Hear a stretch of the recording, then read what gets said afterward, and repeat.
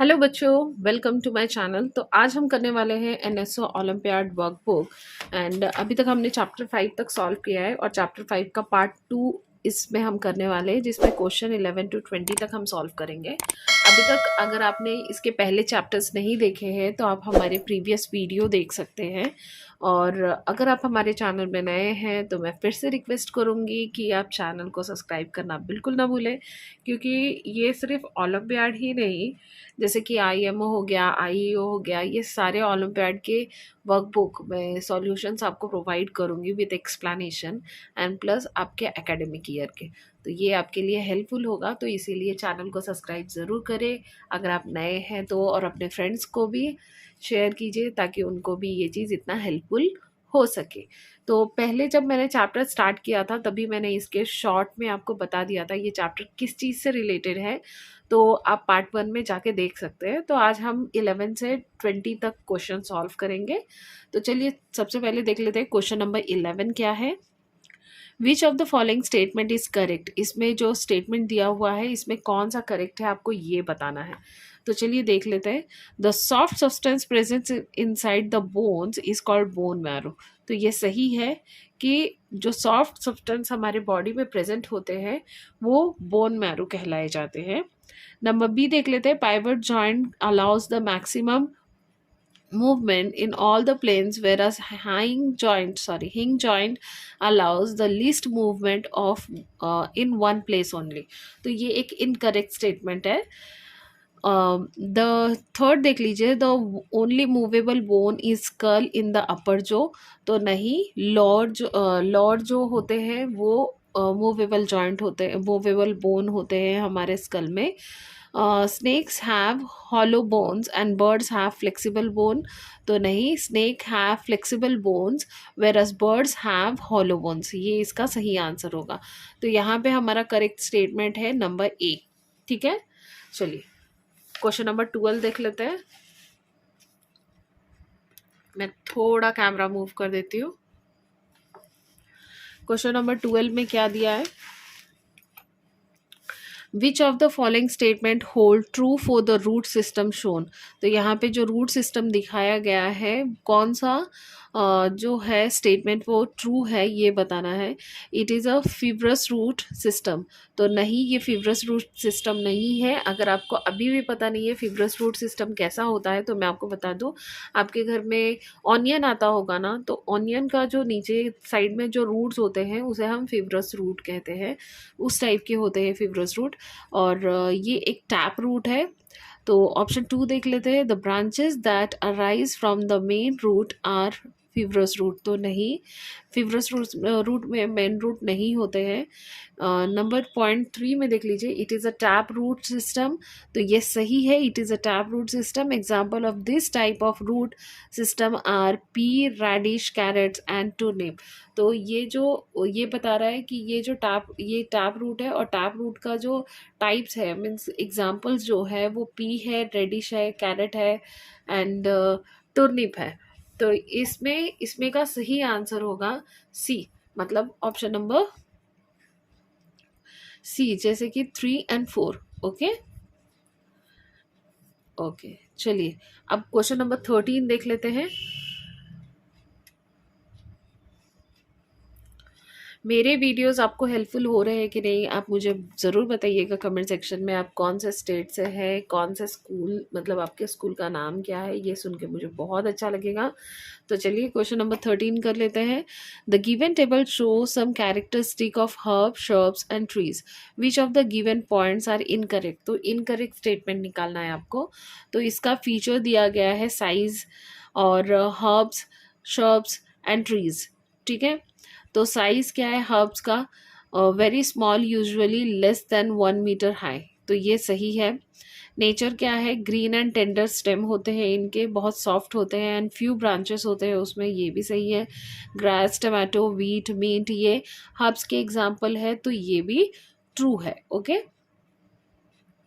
अब यहाँ पे देख लेते हैं shrubs.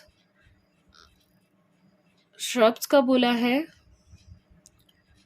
Medium sized, usually 1 to 3 meter high. Okay. Hard and very thick stem with branches on the upper part of the stem. No, hard and woody stem होते हैं इनके. Hibiscus, lemon and rose, jasmine इसके examples है. Trees का देख लेते हैं. Tall होते हैं, generally more than 3 metre high. Hard stem होते हैं बट नॉट वेरी थिक, लेकिन वेरी थिक होते हैं वो. Branches arise near the base of the stem. Branches arise near the base of the stem, तो ये नहीं है. तो इसका कौन सा पॉइंट गलत है? 1 ओनली, 2 ओनली, 3 ओनली और 2 एंड 3 ओनली. तो इसका 2 पॉइंट जो है गलत है. यहाँ पे वुडी स्टेम होगा, यहाँ पे थिक ब्रांचेस होते हैं. Arise near, arise not arise near the base. तो इसका सही ऑप्शन होगा नंबर बी. ओके, चलिए क्वेश्चन नंबर 14 देख लेते हैं. Which among the following is an example of incomplete flower? Mulberry है, पी है, मस्टर्ड है, हिबिस्कस है. तो इसका सही आंसर होगा मल. तो चलिए क्वेश्चन नंबर 15 कर लेते हैं. लीव्स में बी सिंपल और compound. Which of the given figure shown compound leaf? तो कंपाउंड लीफ हम किसे कहते हैं? कंपाउंड लीफ जिसके एक कॉमन स्टाल्क होते हैं उसे हम कंपाउंड लीफ कहते हैं. तो देखिए, ये एक कॉमन स्टाल्क है जिसमें बहुत सारे लीफ है, राइट. इसमें भी ऐसा है और इसमें भी ऐसा है. तो बी सी डी जो है वो कंपाउंड लीफ का एग्जाम्पल है. तो उसका सही ऑप्शन होगा option number B. Okay, let's do the question number 16. Question number 16 में क्या बोला है? This is the HOTS achiever section. Refer to the given dichotomous key. Number A में बोला है it conduct food, water and mineral to the different part of the plant. Go to 2. Okay. Number B में बोला है it act as a primary site of a photosynthesis. Go to 3. अब यहाँ पे 2 में देख लीजिए, it is a modified to protect the plant. It is modified to store food. तो यहाँ पे किसकी बात हो रही थी? It's conduct food, water and mineral to the different part of the plant. Okay, तो different part of the plant को फूड, वाटर एंड मिनरल जो कंडक्ट करते हैं वो है मेनली उसके स्टेम. और यहाँ पे कहा गया है कि स्टेम में फूड स्टोर भी होते हैं. तो यहाँ पे पी क्यू जो है, पी क्यू, यहाँ पे पी क्यू जो है वो, पी जो है वो मेनली बोगेनविलिया जो प्लांट है उसकी बात हो रही है. और क्यू जो है it is a modified store to store food. तो ये एक स्टेम की बात की जा रही है, मे बी अ पटाटो और रेडिश, इस टाइप की स्टेम की बात की जा रही है जिसमें फूड स्टोर होता है. It is modified to support the plant. मतलब जो हमने पहले पढ़ा था, पी प्लांट हो गया, ग्लोरोसिया प्लांट हो गया, तो वो इसका एग्जांपल दे रहा है बिकॉज उसके सपोर्ट से ही प्लांट जो होती है मॉडिफाइड होती है, मतलब बढ़ती है. अब यहाँ पे बोला है it is modified to trap insect. तो ट्रैप इंसेक्ट एक इंसेक्टिवोरस प्लांट होगा, उसकी बात हो रही है यहाँ पे. तो यहाँ पे आपको बोला है select the incorrect option regarding P, P N S. तो चलिए ऑप्शंस देख लेते हैं. P could be stem of, वही मैंने जो आपको बोला था, bougainvillea. whereas S could be leaves of nepenthes. तो यहाँ पे आपको एक इनकरेक्ट मैच निकालना है. तो ये करेक्ट है. अब दूसरा देख लेते हैं. बी में बोला है Q could be stem of potato, right, whereas R could be a tendril of gloriosa. ये भी स्टेटमेंट सही है. Q could be the stem of onion, whereas S could be leaf of Venus fly trap, right. यहाँ पे D में बोला है Q could be a stem of ginger, whereas R could be a tendril of grapevine. तो ये जो option है ये ऑप्शन इनकरेक्ट है. So this will be your correct answer. Okay, incorrect statement is your correct answer, right? Refer to the given paragraph. The two main types of roots, X and Y roots, are mostly found in plants having leaf with a reticulate venation, while Y root are mostly found in plants having leaf with parallel venation. Select the incorrect statement regarding X and Y. Radish, turnip and carrots are modified of X. ये एक right statement है. X could be, तो यहाँ पे tap root और fibrous root की बात हो रही है। तो रेडिश, टूर्निप एंड कैरेट जो है वो एक एक्स मॉडिफिकेशन ऑफ एक्स है, तो यहाँ पे एक टैप रूट की बात हो रही है। Okay, X is found in gram while Y is found in barley, ये भी ट्रू है। X spread horizontally hence cannot provide strong anchorage versus Y penetrate deep, तो यहाँ पे जो ये स्टेटमेंट है ये गलत है, क्योंकि जो टैप रूट होता है वो बहुत ही अंदर तक होता है, सॉइल के एंकर होता है, जिसकी वजह से वो सॉइल को बहुत अच्छे से पकड़ के रखता है। एंड ऊपर के जो स्टेम होते हैं एंड जो भी प्लांट होते हैं उसे बहुत ही अपराइट, मतलब बोलते हैं ना, स्ट्रेंथ देता है। वेरस वाई की जब बात करें तो फीवरस रूट जो होते हैं वो पूरे डीप इनसाइड नहीं होते हैं सॉइल के, तो यहाँ पे उल्टा दिया हुआ है, तो ये एक इनकरेक्ट स्टेटमेंट है। अब ऑप्शन डी भी देख लेते हैं। In Y primary root is short lived Y X has persistent primary root, तो ये सही है। तो यहाँ पे ऑप्शन सी जो होगा वो आपका इनकरेक्ट स्टेटमेंट है और इसका करेक्ट स्टेटमेंट है। तो चलिए यहाँ पे क्वेश्चन नंबर 18 में फिर से कर लेती हूँ। क्वेश्चन नंबर 18 में बोला है the given paragraph shows temperature gradient through different biomass of earth. तो ये वीडियो मतलब जब मैं रिकॉर्ड कर रही थी अचानक से क्वेश्चन मतलब 18 कंप्लीट हुआ और वीडियो ख़त्म हो गया। आई डोंट नो पूरी तरीके से वीडियो हुआ है कि नहीं हुआ है, तो मैं दोबारा कर लेती हूँ। तो ये जो है यहाँ पे आपको टेम्परेचर बताया है, यहाँ पे 50 डिग्री सेल्सियस है, यहाँ पे -25 डिग्री सेल्सियस है। पी वाला जो है वो आपको 25 टू 30 डिग्री सेल्सियस में दिखा रहा है, क्यू वाला 0 degree Celsius, R -25 degree Celsius, versus S जो है वो आपको 50 डिग्री सेल्सियस के इनहैबिटेंट से रिलेटेड क्वेश्चन है जो आपको यहाँ पे सॉल्व करना है। तो यहाँ पे refer to the given paragraph and select the incorrect statement. Incorrect statement आपको सेलेक्ट करना है।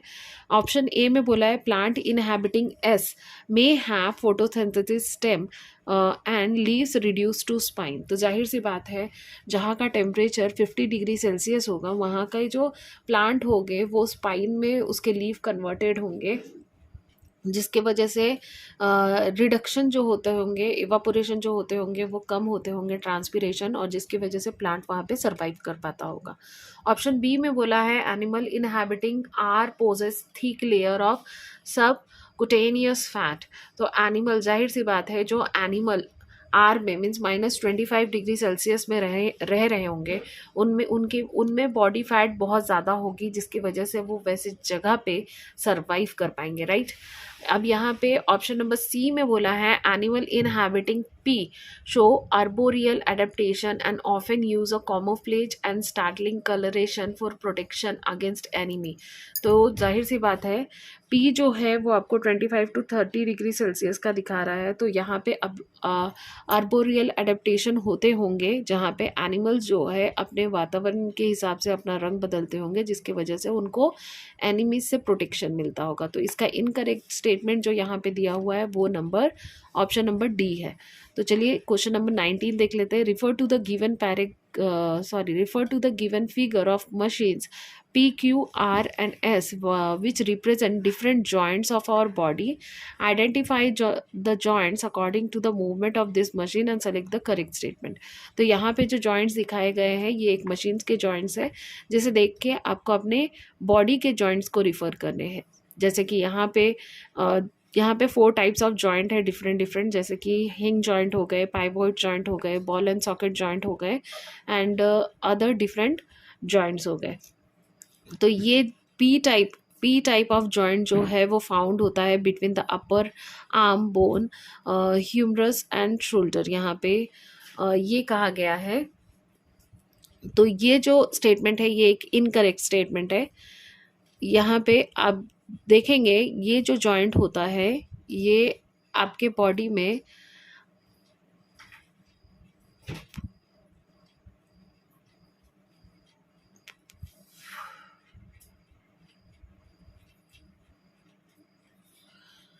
ये जो स्टेटमेंट है ये एक इनकरेक्ट स्टेटमेंट है। ऑप्शन नंबर बी में बोला है Q type of joint represent in our elbow and knee and allows us to the movement in one place only. We all know that the joint which is present in our elbow and knee doesn't allow us to rotate in only one plane. Now the option C is given. This is also an incorrect statement. S type of joint allows side to side as well as back forward movement. Example wrist joint. तो ये एक correct statement है, तो this will be your correct statement. Whereas D, R refer to the joint allows the highest freedom of motion, example the hip joint. तो ये भी एक गलत statement है. अब क्वेश्चन नंबर लास्ट 20 देख लीजिए. Refer to the given Venn diagram and select the incorrect statement regarding the PQR. तो यहाँ पे एक वेन डायग्राम प्रेजेंट किया गया है. Whereas Q is representing the streamlined body, P is representing endoskeleton present and R is representing hollow bone. तो streamlined body ज़्यादातर fishes means aquatic animal में होते हैं. पी जो है वो इंडोस्केलेटन प्रेजेंट दिखा रहा है which is in insect. Hollow bone जो है वो ज़्यादातर बर्ड्स में होते हैं. तो यहाँ पे ऑप्शंस देख लेते हैं. R is shelled animals that possess a muscular structure called foot which produce a series of wave like movement pushing its body forward. तो ये सही है. नाउ यहाँ पे नंबर क्यू में बोला है Q has paired and unpaired fins that help in movement in water. तो ये फिशेस के बारे में बताया जा रहा है. P has special air sac connected to the lungs which aid in respiration process. तो इंडोस्केलेटन की बता रहा है ये. अब number D, option number D जो है Q has 3 pair of jointed leg which help to walk run and climb. तो ये एक इनकरेक्ट स्टेटमेंट है. तो option D will be your right answer. Okay, now I hope so you get it all the points. If you are having any doubt, don't forget to ask me in the comment section. तब तक के लिए stay tuned and bye.